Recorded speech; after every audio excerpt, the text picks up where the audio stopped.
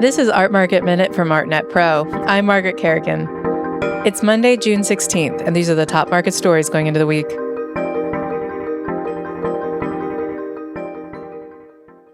As the days grow long, we arrive again at Art Basel, the biggest fair on the art world's annual calendar, held this year from June 17th to the 22nd. After 2 years of market contraction and a laundry list of destabilizing factors on the geopolitical front, it's tough to attempt any prognostication these days. However, there are plenty of big questions going into the week. Chief among them is, who's going? The recent proliferation of Art Basels, including Paris last year and Doha next year, has some wondering, how many Basels is too many? And is interest in the flagship fair waning as a result? The prestige of the Swiss event is still powerful, though. Last year, New York dealer Tina Kim placed works with major collectors from Europe, Asia, and the US, despite a lighter American attendance, she said. Some of those acquisitions came from collectors who didn't attend in person, but followed the gallery's participation closely through their preview, Kim told me. She added that everyone is paying attention to Basel, whether or not they're physically there.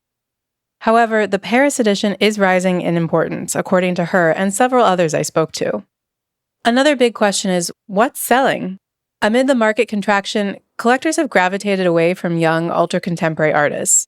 Instead, they are now seeking works by more established artists whose markets are still growing.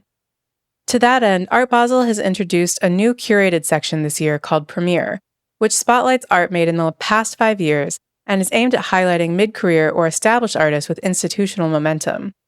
Many contemporary galleries are bringing more 20th century works this year too, and there's demand for abstract expressionist work and overlooked artists, especially women, according to one advisor I spoke to. Art Basel in Basel is known for its high-value offerings, but sky-high price tags are under scrutiny now more than ever.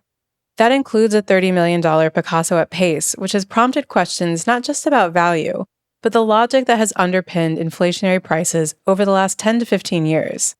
That same Picasso last sold at auction in 2006 for $7.6 million, according to the ArtNet price database.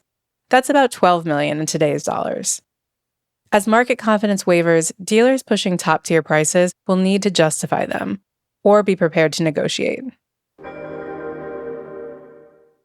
Sotheby's London will auction legendary art patron Pauline Karpidas' private collection in a 250-lot sale this September, featuring works by Salvador Dalí, René Magritte, and Leila Lan, among others. The collection is expected to fetch in excess of $81 million. That's the highest estimate ever placed on a single collection at Sotheby's Europe. Frieze will have a new home in Seoul as the fair returns to the South Korean capital for its 4th edition in September. Known as Frieze House Seoul, the opening of the exhibition and project space that is almost an equivalent to the No. 9 Cork Street space in London signals a permanent presence of the brand in Asia. News of the space comes as Frieze is working on extending its 5-year partnership with KIAF, the fair run by the Galleries Association of Korea, and just a month after the fair group's sale to Ari Emanuel. That's it for this week.